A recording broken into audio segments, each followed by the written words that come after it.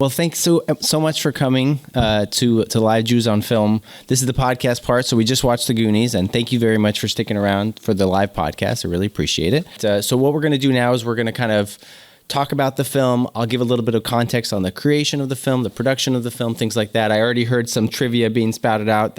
You're right on, and we'll kind of get into it. We'll talk about a couple of big rocks, maybe some themes that I noticed, and then we'll kind of go to our lightning round, where we'll talk about our most Jewish scene, our sort of stretch of the podcast where we talk about things that are not intended to be Jewish, but we are reading with our Jews on Film glasses. We're going to read into that with some Jewishness. And then we'll kind of talk about the lasting legacy of the film. Is this film good for the Jews or not? And then we'll end up rating it on a scale of 1 to 5 stars with David in terms of its Jewishness, in terms of content, cast and crew, and theme. And with me today is a writer, artist, acupuncturist, creativity consultant, and psilocybin facilitator in Portland, Oregon, who loves helping people transform using storytelling and personalized care. They are the voice of and creator of Bodyland Metaphor Medicine, an audio archive of over 50 guided meditations that help listeners relax, self-regulate, and feel restored by closing their eyes and following along in their body. Tune in for the current season of meditations to help you sleep, or listen to 4 newly released special episodes in Spanish. Bodyland is free wherever you get your podcasts. She is also the author of the erotic short story collection Your Salt on My Lips, an ode to Eros in playful experimental vignettes. Her stop-motion animation film, The Love Seat, which played in LGBTQ film festivals in the US and Canada, told the story of 2 dolls who got lost in the cushions of the couch, finding each other and finding love. Liz Asch Greenhill, welcome to Jews on Film, live in Portland. Thanks so much. Thanks so much for having me. Yeah, thank you for being here. Very exciting to be here. Guess when we have a guest and we talk about it, we say, what is it about this film that you made you want to discuss it on the podcast? But being that it's in Portland, I picked it just because of the Oregon connection, but I wanted to know sort of what is your connection to the film? What memories do you have of it? I have many memories of slumber parties, playing light as a feather, stiff as a board, and watching Goonies through the 80s. Yeah. Yeah. And I also remember I had like a visceral memory of like eating sugar babies while watching it in the theater when we were watching it. So yeah, at the mall. Yeah, it definitely gives off this like energy that you are like anything's possible as a kid. Yeah. Like you can beat up bad guys, you can hunt treasure, you can solve mysteries. And yeah, the kids are like so young. I feel like they're probably 10. I was curious about that too. I think they're like 13-ish. Okay. But they do seem younger, don't they? Yeah. Yeah. Yeah, I mean, like Josh Brolin is kind of the senior member of the team, and he's 16. He says he's 16 because he just failed his driver's test. Right. Yeah. And then his kid brother. And then our youngest, I feel like Sean Astin as Mikey. He's pretty young. Jeff Cohen. Now, interesting story about Jeff Cohen. He's now a lawyer, but he represents Kihei Kwan. They work together, which is super cool. That they they are now working together, which is really neat. Other notable Jews aside from Jeff Cohen in the cast are Corey Feldman, who plays Mouth, and Carrie Green, who plays Andy. Yeah. I wanted to just get into the making of this film because it's. I was reading, I have 2 books over here on the table if anyone's interested. One is about a guy who was the assistant to Steven Spielberg, and he was with him through the Amblin years, so he worked on a lot of the movies, and one of them was Goonies. And the other one is a sort of a chronicle of this Astoria-based filmmaker who was in town for about, while they were filming in Astoria, Oregon, for about 20 or 30 days. So he kind of chronicles all that. So you're welcome to look after the showing, but I wanted to give a little context for some of the stuff with the Oregon connection. So the Walsh home was filmed in Astoria, Ecola State Park, where the Fratelli restaurant was. I don't know if you noticed, but those little, at the restaurant outside, they sort of purpose-built that thing, and it's now torn down. But there was lots of lumps of logs and things like that. They were required to keep the park benches there.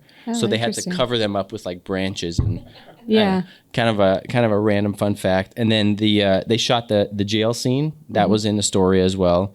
I'll get into this in a second, but there's a special director for that sequence. And then the beach car race scene that was at Cannon Beach. That makes sense. So yeah, and then all the cave stuff was filmed in Burbank, California, at the Warner Brothers studio.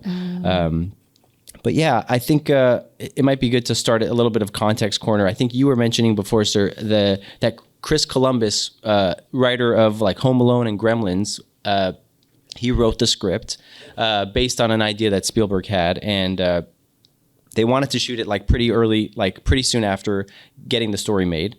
So Richard Donner eventually was, after doing Superman, he was eventually, hired on to direct it with Spielberg because Spielberg was busy doing other things. So Spielberg kind of executive produced and things like that. And Spielberg did come in as like a second unit director because the shooting was very compressed.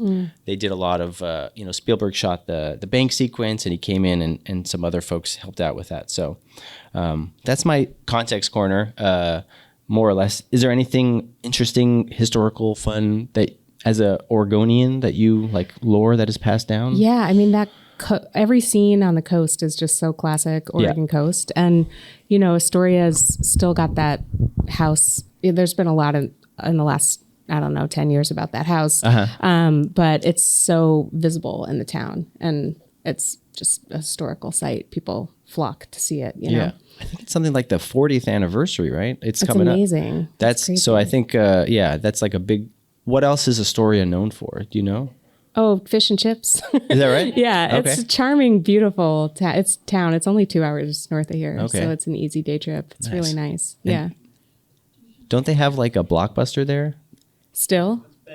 That's Bend. Okay. Oh, my bad. They do. Astoria has it still has this like amazing kind of classic 80s vibe. Like if you go to the bowling alley or, some of the restaurants are still old enough, 30, 40 years old. I mean, they're a lot older too, but it has like a lot of vintage feels. Nice. Yeah. Yeah. I think that was it. It's also the rainiest part of Oregon. Is that right? Rains there more than anywhere else. Nice. I think I did read somewhere in one of the books that there was like a lot of, they were trying to shoot on one day and then they got everything set up and then it was like windy and rainy, so they had to reshoot. But a lot of the house stuff, they had these huge lights that they had to bring in to simulate daylight. Because they had daylight in the opening scenes, they kind of had to keep that sort of lighting going the entire time. Oh, yeah.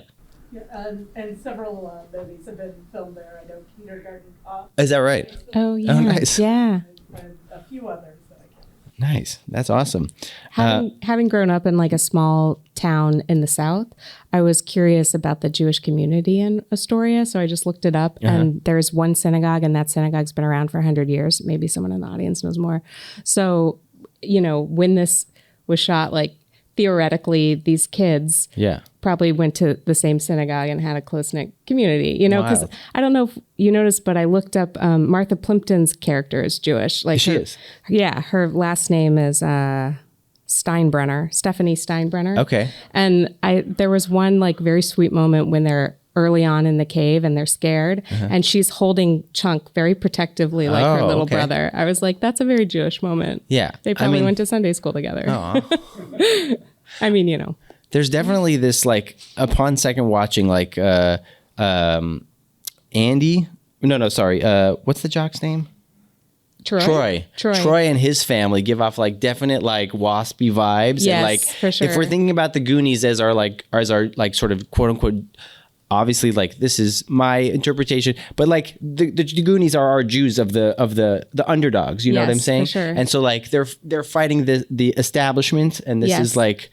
They're very like they're country clubs and attacking the country club incidentally was brilliant in that way. Like where I grew up in the 80s, like Jews couldn't join the waspy country club. Right. So like when they're pulling on the pipes and stuff and inadvertently, making all these country club guys like, fly away on the toilet, I was like, that's a very Jewish underdog. While reading Guns and Ammo, no less. Yeah. In terms of like the sort of like closeness of this family, I think it's interesting that we know a little bit about some of the family members and we kind of meet them towards the end, but they all seem to have like bonded over their just like being kooky, weird kids, like, Yeah, and such a close-knit community. I mean, the way that Data like swings from his house like into their house, and they're also protective of each other. Like it's a really beautifully knit community. Right. And I think like so much of there's like, we could talk about it, the chunkness of it all, right? Like there's so much Jewishness on the page there, like he's saying a bracha, a blessing, like when he's getting, I mean, I feel like he should have said the Shema maybe, like that's maybe a more appropriate prayer to say when he's like getting picked up by gangsters. Mistake. Yeah. Pre-bar mitzvah. Right. For sure. He was only 10 years old when they shot it. Oh, Is that really? right? Wow. Oh, wow. The cast was over 18. Whoa. Yeah. That is young to be doing the movie. Wow. I can't even imagine. There's lots of like Yiddish in the movie. I think that's probably, we'd like to thank Spielberg for that most likely. Yeah. And, he talks about his Hanukkah decorations in the attic. He talks about how the gunshots are the size of matzo balls. Right. There's some cute Jewish references. Oh, there was one thing that they mentioned with regards to the gunshots. Like he says ORV. Does anyone know what that means? Okay. Oh. Yeah, so that was a thing. Like in the book, I think now they would just say SUV. Yeah. But it's like off-roading vehicle. He was focused on the wrong details. Right.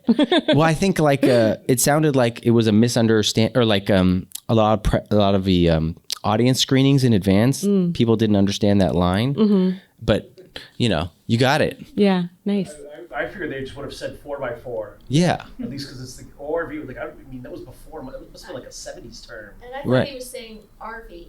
Right. Ultimately, Chunk is the most Jewish on screen, but like, and he does get a lot of flack for being Chunk, but he ultimately is the one who kind of saves the day in some way, Yeah. Especially through his kindness and acceptance of sloth. Right. Yeah, if they hadn't banded together, there wouldn't have been a victory at the end. Right. And he was able to do what others were not, which is like, it's pretty awesome. Yeah. So go Chunk. Go Chunk. Yeah. And his mom brought him a Domino's pizza to celebrate his aliveness. now, how do we feel about this like idea that like he's like food obsessed? Yeah. I mean, was it really? Yeah? Oh, Nice. That's cool. I relate to that food obsession thing. Okay. Yeah. Is it like now? Yeah. I mean, I guess we could talk about that. Well, we could talk about it now. Like, I mean, how do you feel like it's like a is it a Chunk specific joke, or is it like you feel like it's like a knock on the Jews? I don't know. It's like that's we're a good food question. obsessed. I mean, it's the fat kid joke which was acceptable back in the 80s. Sure. Obviously not now. Sure. But yeah, I mean, I'm sure one could argue that his intergenerational trauma makes him want to squirrel away a lot of food or devour it immediately. But yeah, maybe it's just like part his character, part every kid's got like a sort of stereotypical trait. Yeah. And I do feel like a lot of the Jewish jokes, like if you blink and you could miss it, and if you don't speak the language or whatever, then it's like most, sometimes a lot of these inside jokes just are go over the audience's head. For sure. So yeah, I was just curious because like, yeah, I get that everyone has their thing. Although some of the, I think Andy is kind of like, the love interest, but I feel like Steph is sort of, what's her deal? Yeah. Yep. And what was that little moment with her in mouth at the end? Right. That was sweet. Hard to tell. But they were both like snarky to each other, and that's where they just hugged it out, and they're like, all right. Hugged it out. Yeah. Okay. That was nice. That's fine. Yeah. One thing that I thought was kind of interesting was this whole like this legacy that One-Eyed Willie and Chester Copperpot have, and like this tradition that that Mikey really clings to. Yeah. I read as like, something that he is the believer of it. Yeah. And he really is like convincing everyone else of it. Yeah. And they're a little reticent at first, but I think as time goes on, they sort of start to believe that he is sort of this guy that will take them to the promised land. See yeah, for sure. Yeah. Yeah, he holds the vision. He's definitely like leading the tribe. And he's definitely at first met with a bit of skepticism. Yeah. Where they're like, what are you doing? Like, this is ridiculous. We can't do this. Let's get out of here. Yeah, you're just a kid. You're a wimp. You don't know what you're talking about. You're an idealist. Right. But his idealism is what saves the day. Yeah. And he's ridden with asthma. Yeah. Kind of like a meek guy, He is, yeah. And his brother is like the opposite of that. This sort of like buff, but has to like, is somewhat emasculated when he's like riding on this little tricycle, but it's all good. He gets the girl in the end. He made it look cool in the end. Yeah. Oh, just two character comments. His brother, Josh Brolin, is effectively the Fred of their Scooby gang. Yeah. But also, go back to Steph's role. She is the skeptic. You gotta remember 80s film. The hot girl in every 80s film had the less hot, saner, like more grounded best friend, right, who was the one who was the disbeliever and host who called everybody on their stuff. If you remember, that's why the first season of Stranger Things deliberately, Amblin throwback, had Barb, the hot, the hot character in that one. I should say she was the sidekick, the more interesting one, who also wore glasses and had short 80s hair. Right. So it's definitely interesting to kind of from Scooby-Doo all the way to Stranger Things with Goonies in the middle. But I do feel like the Goonies certainly has like taken on that tradition of Scooby-Doo and move it forward. Like I think there's lots of shows now like Stranger Things, which has had like lots of success, many seasons. There's like the new Star Wars show, that Skeleton Crew, which I've heard is like very Goonies, young kids into trouble, trying to save the galaxy kind of thing. The junior brat pack, but they're like really idealists. Yeah. Yeah. Speaking of, like, I'm curious with your film knowledge. Yeah. I'm thinking of like the films that came out a year or two before this and a year or two after. Okay. So we've got Gremlins. Yeah. And the first two Indiana Jones movies, which we can see overlapping themes and interest. Sure. Then Stand By Me came out the year after. Wow. Oh, yeah. Okay. And the same year of this, we had Back to the Future. So I don't know, like any thought, do you think this is by far the most Jewish of those films? No, I would say that like Indiana Jones and Raiders of the Lost Ark, that's really? That's like the Ark of the Covenant. That's that's like the OG. That's like, that is a very Jewish artifact from the temple. So I feel like, and there's Nazis, they're like the worst villains. Have you done a podcast? We did do that one. And like, we talked about like, there's like lots of stuff in there that we read into it. Nice. Check out, we don't only do screenings. We also have a podcast. So listen to, any episodes that we have, about 80 or so. So chances are there's a movie that you like in there. But yeah, I would say my vote would probably be for Raiders. But what about yourself? Sense. No, that makes sense. I don't have a great like archive mind. Yeah. I have to like go back and watch it. Well, I feel like I store more movie knowledge in there, but then I'm like, forget the grocery lists or forget like important people's names and things like that. So like, which one's better? Really? I don't know. Toss up. Yeah. Yeah. We'll see. I'm like Chunk. I never forget a meal. That's good. Yeah. Yeah. Sometimes I forget to eat. It's not great. One of the very first words in the movie is not spoken by a Jew, but it is "you schmuck." Oh. The Fratelli brother, who when he gets when he's pretending to be hanged and the cop comes and he says "you schmuck," or the note says "you schmuck, did you really think I'd kill myself?" Totally buy that Italian criminal would be calling some Jewish appropriation. Yeah, sure.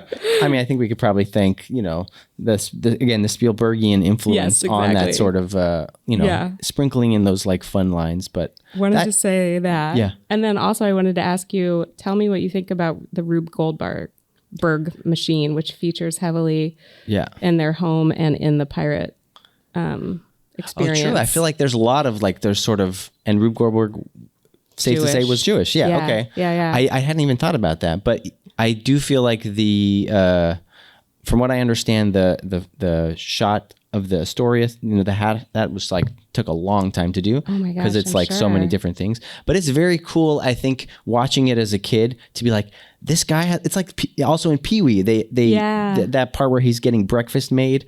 I think that's just like a fun thing to watch, and like it activates that sort of fun kid brain. Like I could do this at home. I feel like there were lots of toys growing up that had that sort of thing. Yeah. And then to see that like pirates were also doing that kind of stuff. Yeah. Kind of like a fun to Mikey draw really that parallel. feels like the ancestor connection to One-Eyed Willie. These are his ancestors. Like, for sure. These are his like, ancient spirits that he communes with. Right. But then he checks the eye still just to make sure. But yeah, he does like, he's like, don't take that gold. That's his. Like, yeah, he knew it was intuition or, being able to hear the voice of the spirit. Right. He felt like a very strong connection, and everyone else is like, what are you doing? Yeah. They were a little skeptical, but they like, take your time. We understand that this is important to you. Again, kind of going back to this role that Mikey has as sort of the leader of this pack. Although like Brant like says he's the oldest, so he's the Bechor, the firstborn, that kind of thing. Yeah. But I don't know. That speech. It was the moment of the speech at the bottom of the wishing well when Mikey like really stepped into his power and said, you know, he had that very moving speech where he empowered them that it's our time. Yeah. Up there. And then that was his pirate bar mitzvah. I love that. I feel like we should have more pirate bar mitzvahs. For sure. Yeah. Maybe Sloth will get one. Oh man. Poor Sloth. Like he was a football player. And you know, sadly he passed away pretty soon after the filming, I think. About 4 years, 5 years. And it's a real bummer. Like, what were you saying before? Like he had family that was also I was curious about him because, you know, the actor is John Matsuzak, I guess. Matsuzak, NFL player. Apparently he was a very gawky teenager and then he hard to believe became a bruiser. Yeah. But it said that he had 2 siblings die from cystic fibrosis on his Wikipedia page. So he must have, you know, been very aware of like disability, rights and situations. Yeah. And from what I understand, he was like a very close friend to Jeff Cohen Chunk. Like on screen, they had a lot of chemistry, but like off screen, they were like buddies. Oh, that's beautiful. Which makes it like even sadder. Yeah. Because so like, sad. Yeah. Oh man. Yeah. The terrifying monster with the heart of gold. Exactly. Of the 1980s. Yeah. Right. That's a good way to put that it. guy in 1980s. He was a mensch. Yeah. Oh man. There's so much like stuff that I was like reading into it, and like even me, I was like checking myself. I'm like, am I going too far? Is this like too much? But no, maybe not. I feel like, you know, there's a lot in here. But I feel like maybe we could go into the categories if that works. Yeah, let's do it. So like to you, looking at the film, like what would you say is the most Jewish scene for you? I mean, in a way when Chunk breaks into prayer, but that's a hard one. What do you think? What's the most Jewish scene to you? I was hoping that your answer would buy me a little bit of time here. No, I feel like that's probably a good one. I think like any Chunk scene is a good one. Right. Yeah. I think to me the whole that whole like trials, you know, the tests sort of that they're doing. Yeah. That sort of like reminded me like it was like very larger than life and sort of biblical in scale, like epic. So all that sort of getting from when they go down to the fireplace, past the pipes and all the sort of booby traps and the tricks and that kind of thing, that sort of felt so not one specific scene, but like that whole sequence. Like because they're these kind of scrappy underdogs who like band together as a tribe. And there's like the, historically there's like the 10 tests of Abraham, maybe that's one sequence of tests, but there's like lots of, God tests us a lot. Yeah. And so, I feel like that could, maybe be that sort of sequence would be my pick, but sure. And so you're going to lock in that vote with sort of the blessing, Chunk saying the bracha? I mean, sure. I see both. There's no wrong answer, by the way. Yeah. But we'll be grading you afterwards. Okay, that's fine. I'll stick with the bracha. Yeah. The stretch of the podcast, like what would be the thing that is not intended to be Jewish, but, you because you have those Jews on film glasses, like what is I think it's their deep desire, all of them, to save their homes for their parents. Mm-hmm. Like I think of like American Jews in the 80s there was a lot of progressive activism and a lot of like cross-cultural banding together, So I think of like, Data being, Chinese or Vietnamese. I don't know specifically what the language was he was speaking in the film, but, and, just all these kids from different backgrounds, but like really seeing the common good that like they care about their neighborhood, they care about each other, they care about their parents, and they want to be resourceful and see what they can do to change a very difficult situation of like, the oppressor coming in to like pulverize them. Got it. Yeah, that's definitely a good read. I like that a lot. What do you think? I want to, maybe posit that Sloth is our golem. Sure. He's sort of this, not super verbal guy, brute strength, is activated by a Jewish person. Yeah. And wreaks havoc for the benefit of our group.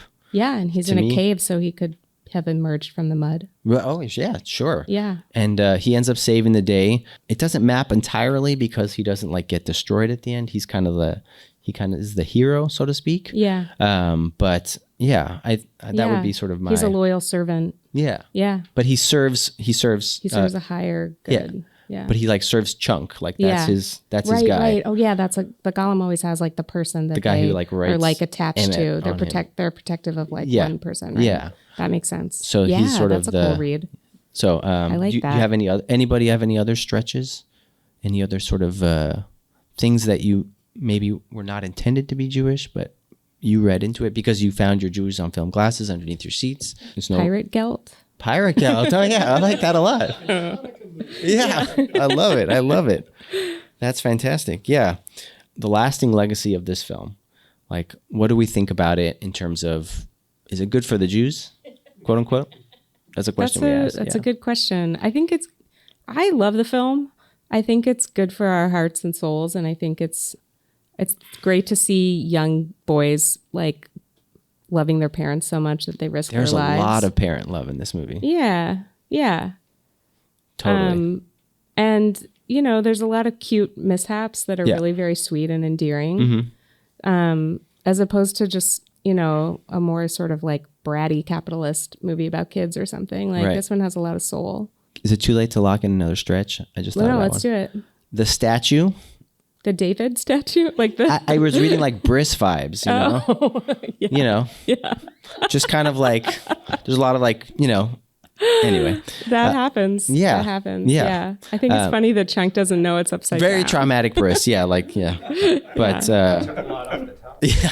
Too What do much. we think about Chunk's klutziness? Like, is that a Jewish dig or is that just his I'm not sure. I persona? feel like it often, That's fat comic relief character. Oh, yeah. So much Right. of the stuff is he's very effectively non-racist Cartman for so much of the film. Right. Yeah. but it ends up like serving the film. His klutziness, again, like, Mikey is sort of our leader, but like Chunk Yeah. is sort of really the one who's like dropping this, dropping that. He's dropping the glass so the map can come out, and he's dropping the water thing so that it goes Right. down. And like Yeah, he's it's- really doing it all, He's so resourceful, by but in kind of a accident. klutzy way. Yeah. Jews Yeah. are good at comedy, I guess, right? Yeah, for sure. That definitely. But yeah, it is played for humor, but I feel like, if you want to like get in there a little bit, that he is sort of helping us out quite a bit. Yeah. So the lasting legacy of the film, like Yeah. in terms of the, is it a good film for the Jews? Yeah. What do you think? I would say that, like, I think stepping back from the actual movie itself, but like the creation of the film, Richard Donner was Jewish. His name was Richard Donald Schwartzberg, and Steven Spielberg, as you may or may not know, is Jewish. Yes. So familiar. like, Yeah. I think that brings a lot of heat to the film in terms of like the creation of it. Definitely dropping words here and there, I think is a good one. I do wish that, granted that we have said like everything about Chunk, that he's ultimately like this helpful person, but he's kind of a goofball, He's kind of the butt of the joke. Yeah. And I guess his goofiness and his silliness, like, it is counterbalanced by the fact that he's like saving the day. So I don't know. Yeah. I'm kind of like meh. How about yourself? Yeah. Mixed. He's an accidental savior. Right. Which he wouldn't have been able to do without Sloth, but it was his big heart that led to him and Sloth teaming up. Yeah. But he is like always almost costing them their lives by not being able to like control himself, whether Right. it's about food or Right. like being loud or clumsy. Right. Yeah. He does eat a lot in the movie. He does. Yeah. And no like dairy stuff. He doesn't he's, say like, anything about like obsessed. he doesn't have dairy issues. No, It's I know, interesting. that's He eats a not lot of dairy. I'm like realistic. watching it like, oh God, this is like a lot, Well, I also read that Jeff Cohen was born Jeff McMahon. Did you see that? No. And Cohen is his mother's maiden name, and when he became an actor, he went with Cohen. Oh, interesting. So maybe as the Irish dairy edible, do they have like, do Irish people have better don't stuff? know. Is that a thing? I don't know. I think Aryan people have a better stomach. Oh, okay. than Yeah. Jews It's for dairy. interesting. But yeah, I saw that when I was looking them up. I was curious. There's a lot of lore about this. I feel like I think it's just like such an exciting, fun movie. And were there like prior to this, like, is this the one that sort of set the blueprint for kid adventure sort of like, do you have other fond? Oh gosh, there's so many, but like, well, I think I mentioned to you that I showed this to my own kid when he was, I don't know, 9 or something. Yeah.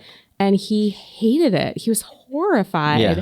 And I asked him recently, like, by the way, what did you not like so much about the Goonies? And he said he was so like appalled at them locking Sloth up in the basement and just that he just like wrote the whole thing off. He was just, kids are so sensitive and kind, Right. compared to how it's we all were brutal. in the 80s. We were just like, whatever, I'll watch the spectacle.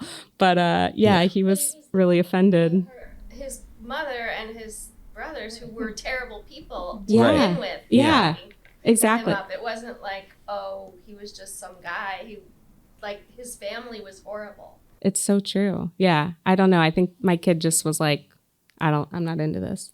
Right. But yeah, I think it's such a classic movie. I mean, do you remember where you were when you first saw it? probably at home watching it on like VHS. I don't think I was. Yeah. Yeah. This was like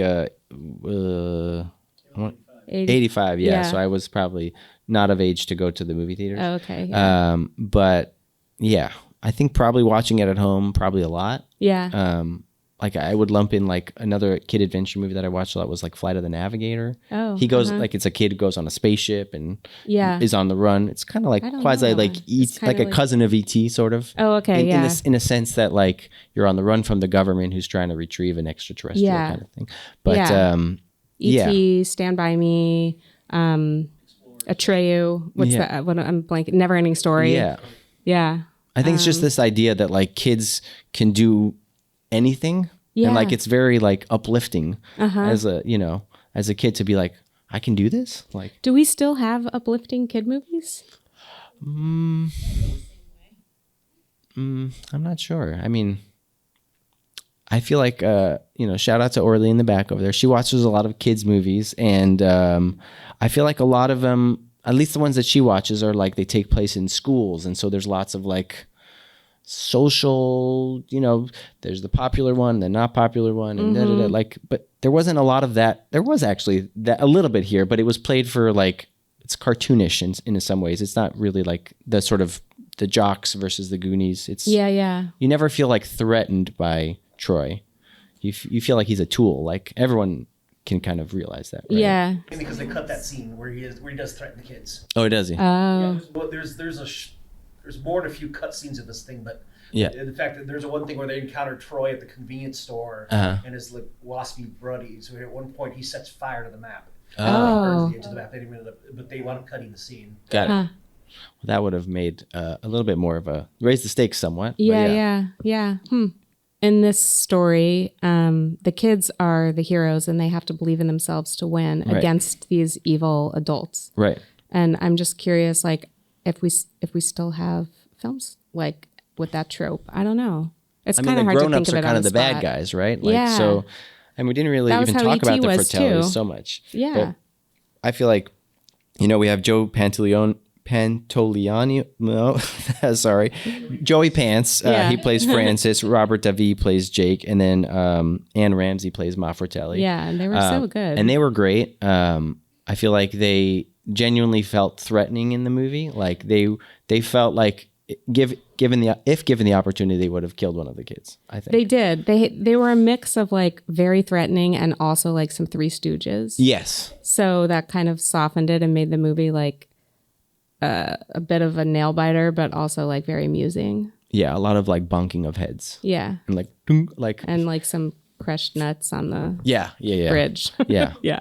But the mom was like having none of it. She's like, you guys are idiots. Oh, she's a master manipulator. Yeah, she's pretty good, very threatening, and I want to talk about that chunk scene because I'm thinking of like that part where they like have his hand like close to the blender. Oh, yeah, terrible. Like I was so cringing. scary, I'd but also forgotten like a that. masterwork in acting. Yeah. where like he kills it in that scene. Maybe that scene should also be in the running for most Jewish scene Yeah. when he takes them so literally that he starts like confessing like every That's his thing he's vidui, done. you know, He his starts confessional. with he There you starts go. with third grade. He goes to fourth. He picks out the worst thing he did. Right. And here he is like confessing to these Catholics. Right. Oh, interesting. Yeah, under duress. Yeah. Under the blender with a tomato in it. Tomato. kind of a. He kind of didn't a try wild to one. eat the tomato juice either. Right. Oh, yeah. That's true. That's true. But yeah, he's a he feels guilt. He Jewish does. guilt. Yeah, he you know? does. That It's is heavy. a thing we are known for. Yeah. So I guess that tracks. But yeah, I think that's a good addition. I think so. If anyone's keeping track, which Yeah. I'm sure all of you are, yeah, that's a good addition to the most Jewish scene. But so in terms of your rating, what do you think in terms of like on a scale of 1 to 5? You know, keep in mind the discussion we've had today, plus the cast and the crew involved in making the film. Yeah. And the themes and the content and things like that. You know, we have themes like being our outsiders, our underdogs, this sort of tradition that Mikey has. Yeah. You know, And are we out of 5 5 Jewish stars? Yeah, yeah, Okay. 1 to 5. Not the quality, but the sort of Jewishness of it. Yeah. I mean, before I lay my cards out on this, I will Sure. say it was very fun to watch it with everybody here tonight. Like, Yes. so much more fun than just like watching it at home. Agreed. Like being in a live audience where everyone's like giggling, and that's great. As far as its Jewishness comprehensively, I'm going to give it 2 Magen Davids. Okay. What about you? I think I'm probably like close. 3 maybe? Yeah, I was 2, in 2.5, between 2 and 3. like- I was going to say 2.5, 2.5. and then I was like, is it Jinx. sacrilegious to split a star in half? Oh, I didn't think that. No, I mean, like on the show, we get very granular. Like sometimes I do like, 3.18 for Chai or Oh, something. okay. It's like very Yeah. arbitrary, and it's not based on anything other than our silly opinions. But Yeah. you Well, know, my original silly opinion was 2.5. 2.5. I think I Yeah. might be there with you because like you really need like a microscope to kind of like lock in on some of these things. Yeah. Like there's the schmuck and the matzo ball and all that and the bracha there, but like really it's a movie about kids hunting for treasure, and we are doing the work here to kind of really get into Yeah. it. But it's it's deep, very deep as far as One Eyed Willie's treasure. Yes, Can I give you I want to argue you up to a 3. please. Yeah. Oh, make a case. Yeah, sure. So all of the history of the pirates and the guy who was searching for the pirates, all of this stuff is all known history of the past. This is all forgotten collective memory, Yeah. right? It's not, and it could be something else. It could be the silver tongue of Jebediah Springfield. Sure, That's okay. That's hidden in the diorama. That's just a historical detail or a fact point from the past, but it's not that. Right. What the kids know, and they know through Dad, through the historical society, is that there is a whole story that's been forgotten. Okay. And he's the connection. The kid becomes the connection to that backstory. Okay. And it's that backstory that feels the most Astorian. Because Astoria really should be, according to the way this movie could be written, it could really be the property of the rich guys. Yeah. I mean, nobody owns more of Astoria. The richest people in Astoria are those guys who want to knock down their house. Right. But these kids have a greater connection to their history even than the people who seem to own the town, because they connect to an old story, not just historical details, but they connect to a whole other narrative that's been forgotten. Right. That's a good point. And that's a really Jewish way of seeing America in the 1980s or America now, that they connect to this narrative that goes back not just to the founding of Astoria, but to a much older, Right. longer, richer narrative. Yes, Right. 1634. And they've got the narrative power on their side. Right. Yeah. Even if other people have forgotten that or read it very differently. Right. I'm glad you brought that up. Feels super Jewish to me. Okay. So I'm going to raise you I appreciate that you said that, and I'm going to raise you a hypothetical question, which is why then wouldn't Richard Donner and Steven Spielberg have made the Walshes Jewish? Would that have made the movie too Jewish, quote unquote? I feel like Walsh isn't that a Jewish last name? Is it? I wouldn't Is think it not? so. No? I assumed they were Anglo? not Okay. Jewish. With Yeah. these glasses, I'm telling you. It's too much. It's too They're much. really strong. Yeah, they're very strong. Yeah, I assumed that family was not Jewish. Okay, fair. But yeah, I don't know. Brandt is not a Jewish name. Brandon. Okay. His Goonie, his nom de goon. Oh, is okay. Brand. 'Cause Brand, they all have their Right. their names. Yeah, mouth Brandon. turn. Okay. All right. Yeah. I don't know. I feel. Yeah. I hear what you're saying. And I think that's a beautiful read. I feel like that's a lot of work to get to that. You know what I'm saying? Like, it is a very valid point, and I agree with you. And you get the assignment. Yeah. But I feel like how many like 8-year-old. Right. Yeah. Okay. Well, fair. they're reading their local ancient text. Yeah. But like, I think bumping it up past 2.5 means that it's like it passes the point of like it's the film is more Jewish than it's not Jewish, and I feel like it's hard for it to like get to that place. But I love that read. So like, but I think I'm firm on my 2.5. Yeah. You know? Yeah. I mean, it's no, I know. Come on, I'm sorry.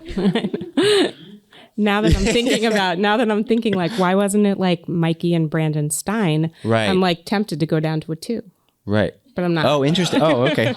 I mean, there's no wrong answer, and there's no rating, and like, if they're Steins, it's a solid 4. yeah. Oh, for sure. And just like so far, like I think 5s have been awarded to like Fiddler and Yentl, like something that's like, how could it That's not fair. be? Yeah. But yeah, there are films that we watch that we love, and there's like so much in it, but sometimes when we have to do the work, it's like not as rated highly. So yeah. Oh yeah.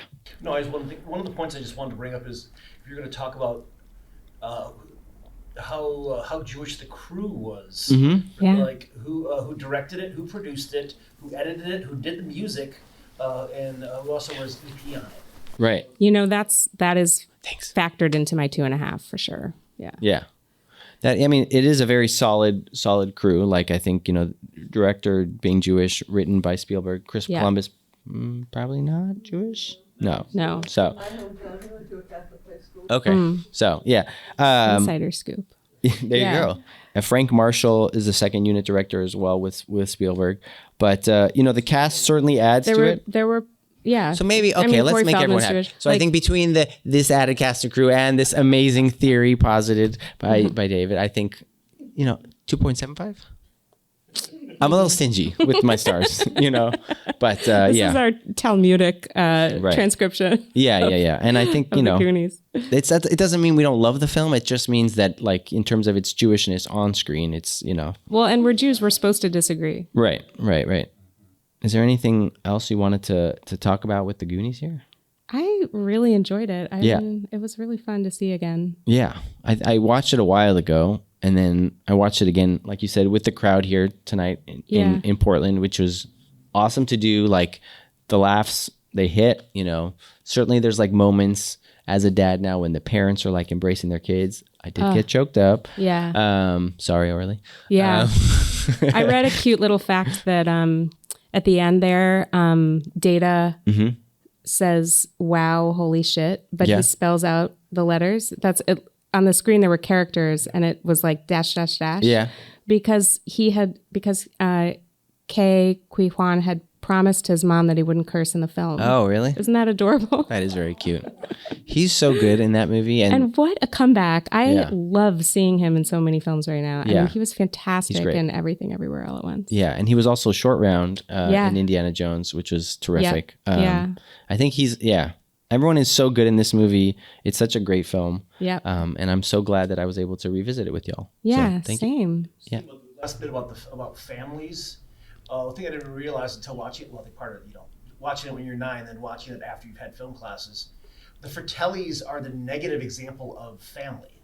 Yeah. Because the entire for sure. You see it they're entire Germanic, and the kids come from vaguely functional families, but they also kind of operate as their own found like family. a chosen family, found family. Yeah, sure. But the other thing is that I didn't realize before this the centrality of food to everything. Chunk and Purely always wonders about it. They also have the Fratellis who are always cooking. They're throwing.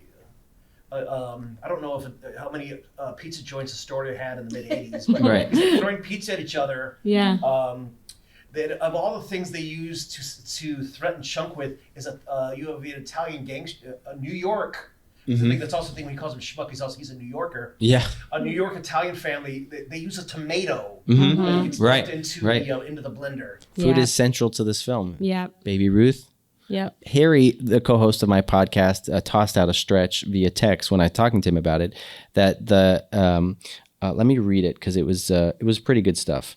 So he loves Baby Ruth, and Ruth is a famous convert, right? And she is the paradigm of righteous converts. And Sloth switches sides from the evil family, the Moabites, to the Jews. So he's kind of maybe channeling that Ruth energy in his switch over. So That's deep. that's a stretch, and a shout out to Harry who couldn't be here tonight. Well But played, Harry. Yeah. Yeah. He's Way to symbolize. He's good. He brings like the secret sauce. Yeah, that's So, really deep. Thank you very much for being here on the podcast, and thanks Yeah, everyone for thanks coming so out much to for our having live me. It's so podcast here in fun. Portland.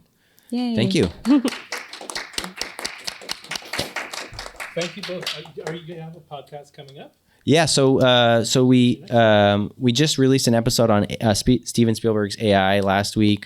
Coming up, we're doing movies like The Jazz Singer, Once Upon a Time in America, Mr. Klein, A Real Pain. A lot of good movies coming out, and hopefully we'll be covering other really Jewy films like The Brutalist coming out soon. So stay tuned, listen. If we have loads of merch available on our site as well. We have like hoodies and tote bags and mugs and all sorts of things with the names of your favorite Jewish creators, like directors and actors, actresses, things like that. So Thanks, Daniel. yeah, thank you so much. Thank you. Have a good night.